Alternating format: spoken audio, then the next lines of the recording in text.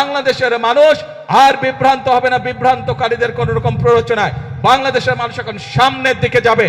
বাংলাদেশের মানুষ নিজেদের ভাগ্যের পরিবর্তন করবে। বাংলাদেশের মানুষ একই সাথে তার দেশের ভাগ্যের পরিবর্তন করবে। কেমন আছেন আপনারা? ভালো আছেন? আলহামদুলিল্লাহ। আমারও আপনাদের সাথে আজকে দেখা হয়ে খুব ভালো লাগছে। আর বিশেষ করে ভালো লাগছে যে এই যে এলাকার এই কয়েকদিন আগে যে বন্যা হলো অতিবৃষ্টির কারণে, এই বন্যায় বহু মানুষের ঘর বাড়ি নষ্ট হয়ে গিয়েছিল। যাই হোক, আল্লাহর রহমতে তারপরে আমরা 100 গরিব দুস্থ পরিবারকে আমরা আজকে ঘরের চাবি হাতে উঠিয়ে দিতে পেরেছি। এছাড়াও আপনাদের সামনেই আপনারা দেখলেন আরো অনেকগুলো দুস্থ মানুষের কাছে তাদেরকে সহযোগিতার জন্য সরকারের পক্ষ থেকে আমরা আর্থিক সহায়তা তাদেরকে করেছি। কিছু দুস্থ মহিলাকে আমরা চাল দিয়েও সহযোগিতা করেছি। প্রিয় ভাই বোনেরা, আপনাদেরকে এই কথাগুলো বলার কারণ হচ্ছে যে এই যে বর্তমান সরকার, এই সরকারকে আপনারা নির্বাচিত করেছেন। এই বাংলাদেশের মানুষ এই সরকারকে নির্বাচিত করেছে। কাজেই এই সরকারের দায়িত্ব হচ্ছে বাংলাদেশের মানুষের পাশে থাকা। এই সরকারের দায়িত্ব হচ্ছে বাংলাদেশের মানুষের সুখে দুঃখে থাকা। এই সরকারের দায়িত্ব হচ্ছে এই দেশের মানুষকে দেখে রাখা। এই সরকারের দায়িত্ব হচ্ছে এই দেশের মা বোনদের পাশে থাকা। এই সরকারের দায়িত্ব হচ্ছে এই দেশের সন্তানদের লেখাপড়ার ব্যবস্থা করা। এই সরকারের দায়িত্ব হচ্ছে এই দেশের মানুষ যারা অসুস্থ হবে তাদেরকে যথাযথ চিকিৎসার ব্যবস্থা করে দেওয়া। এই সরকারের দায়িত্ব হচ্ছে এই দেশের তরুণ সমাজ, যুবক সমাজ, নারী হোক পুরুষ হোক, তাদের কর্মসংস্থানের ব্যবস্থা করা। প্রিয় ভাই বোনেরা, এই জন্যই আপনারা দেখেছেন নির্বাচনের সময় আমরা বলেছিলাম যে বিএনপি যদি আল্লাহর রহমতে বাংলাদেশের মানুষের ভোটে সরকার গঠনে সক্ষম হয় তাহলে আমরা মূল কয়েকটি কাজে হাত দেব।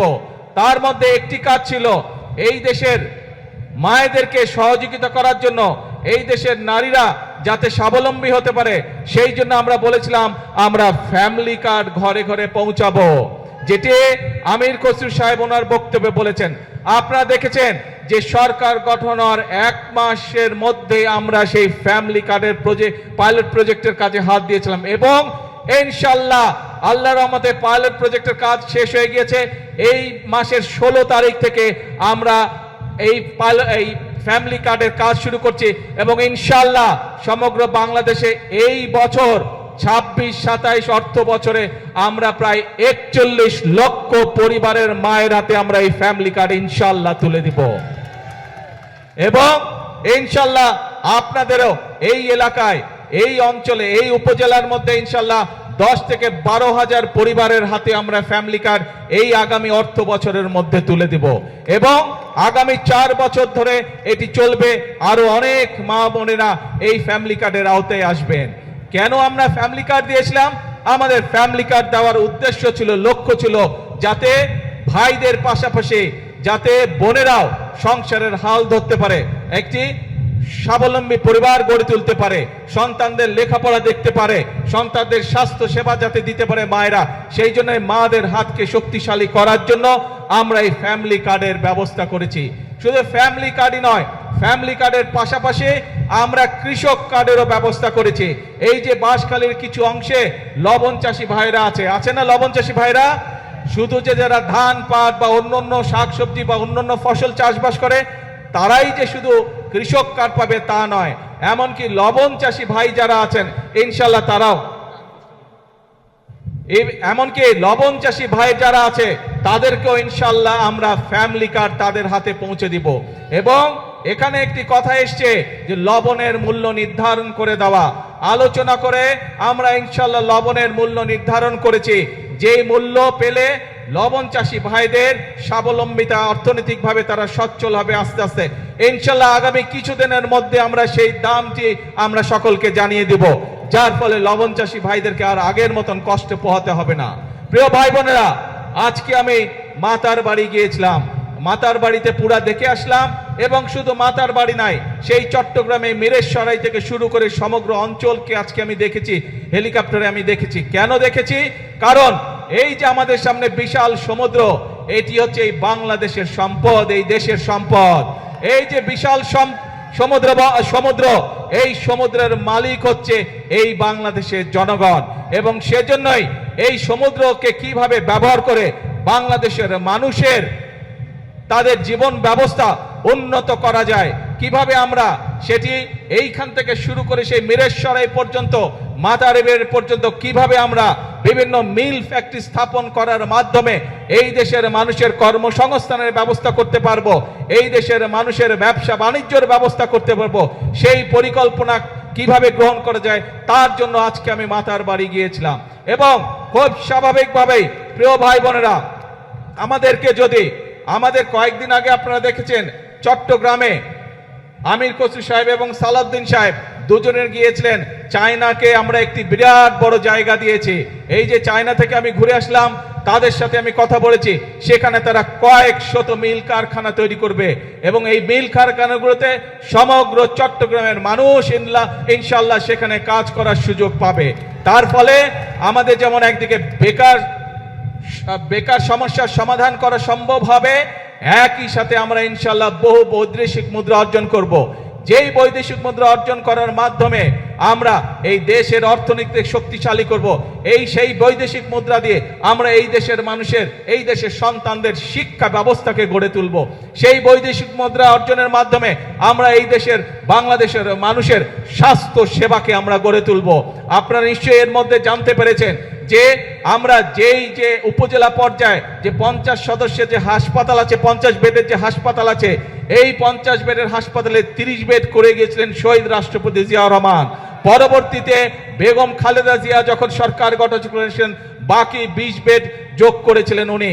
আজকে আপনাদের এই বর্তমান বিএনপি সরকার, যেই সরকার আপনাদের সরকার, যেই সরকার জনগণকে নিয়ে কাজ করে, এই সরকার সিদ্ধান্ত গ্রহণ করেছে এই 50 বেডের হাসপাতালকে যাতে প্রত্যেক উপজেলার মানুষ ভালোভাবে স্বাস্থ্য সেবা পায়, সেই জন্য এই 50 বেডের হাসপাতালকে আমরা ইনশাল্লাহ আগামী 5 বছরের মধ্যে প্রত্যেকটি উপজেলা, 503টি উপজেলা সমগ্র বাংলাদেশে প্রত্যেকটি উপজেলা হাসপাতালকে আমরা 101 বেডে উন্নীত করব ইনশাল্লাহ।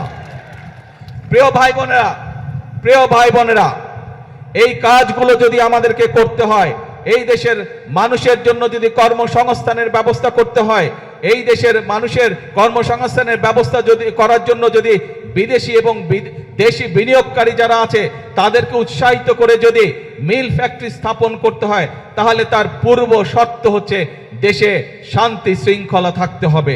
দেশে বিশৃঙ্খলা থাকলে চলবে না।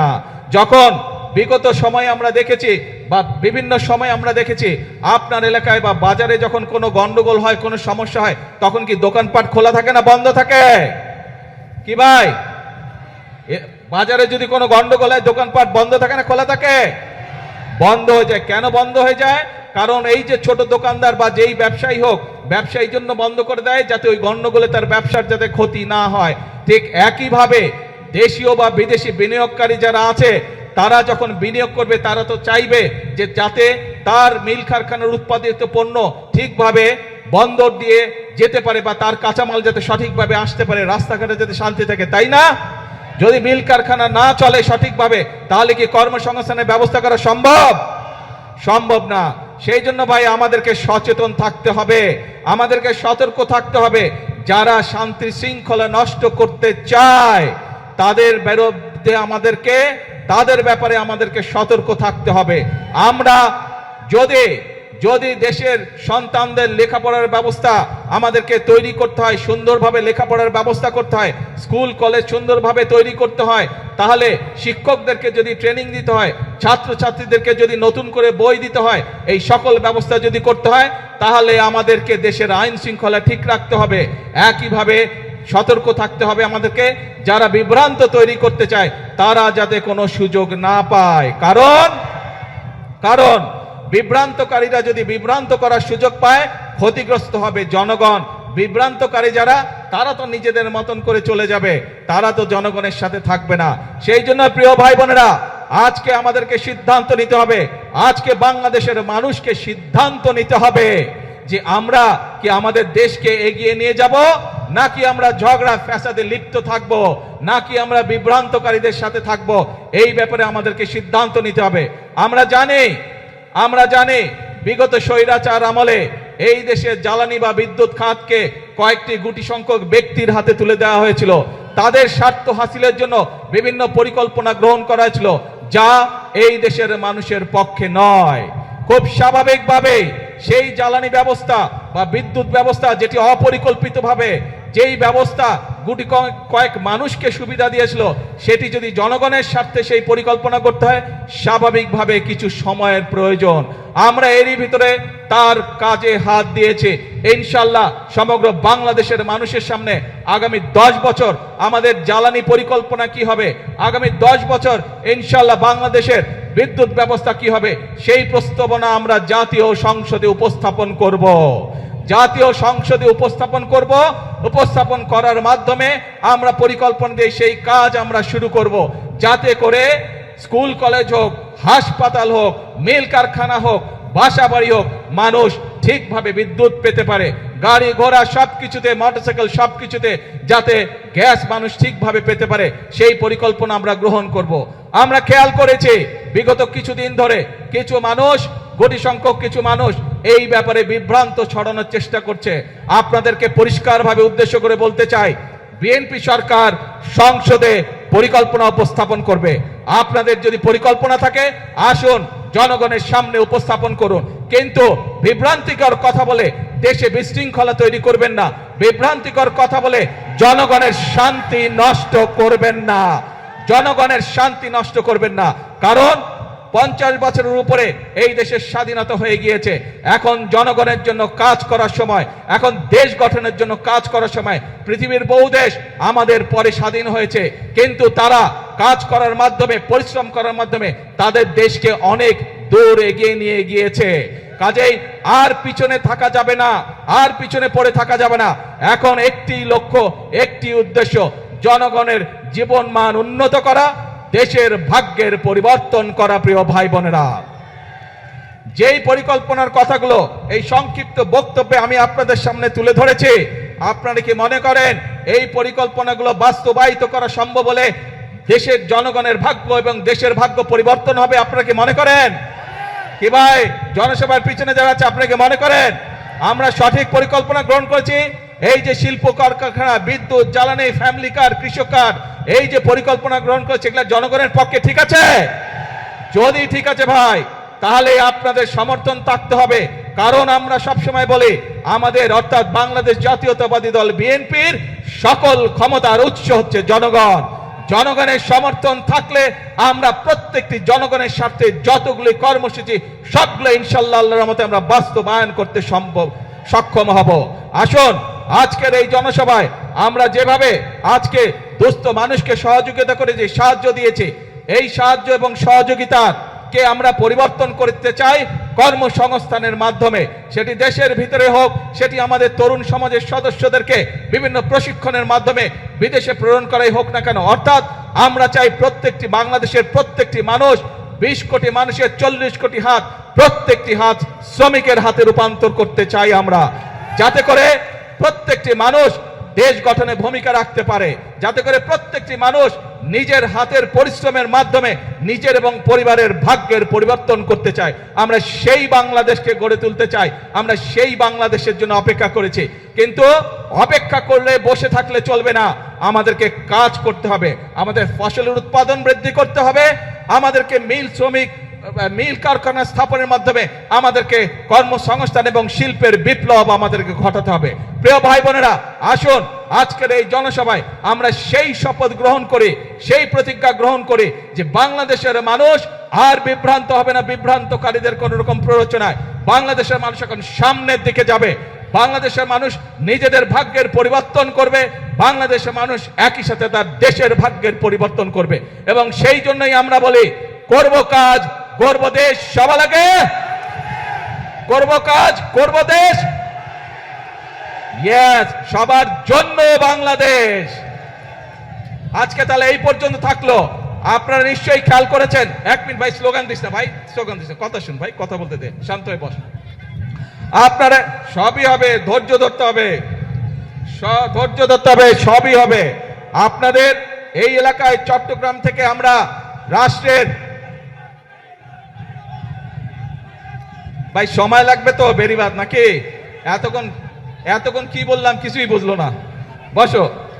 আপনাদের চট্টগ্রাম থেকে আমরা দুইজন গুরুত্বপূর্ণ ব্যক্তিকে সরকারের গুরুত্বপূর্ণ দুইটি মন্ত্রণালয়ে দায়িত্ব দিয়েছি। একটি হচ্ছে অর্থ মন্ত্রণালয়, আর একটি হচ্ছে স্বরাষ্ট্র মন্ত্রণালয়। যেই বিভাগে এরকম দুটি গুরুত্বপূর্ণ মন্ত্রণালয়ের দায়িত্বে নিয়োজিত দুইজন ব্যক্তি আছে, সেই এলাকার উন্নয়ন কেউ ঠেকিয়ে রাখতে পারবে না ইনশাআল্লাহ। আজ এই পর্যন্ত থাকলো, এরপরে যখন কাজ শুরু হবে ইনশাআল্লাহ আপনাদের সাথে আবার আসবো, আবার দেখা হবে। আর বেড়িবাঁধ এইটি আমাদের মূল পরিকল্পনার একটি অংশ, ইনশাআল্লাহ বেড়িবাঁধের কাজও শুরু হবে। আল্লাহ হাফেজ। বাংলাদেশ জিন্দাবাদ, বাংলাদেশ জাতীয়তাবাদী দল জিন্দাবাদ। আসসালামু আলাইকুম।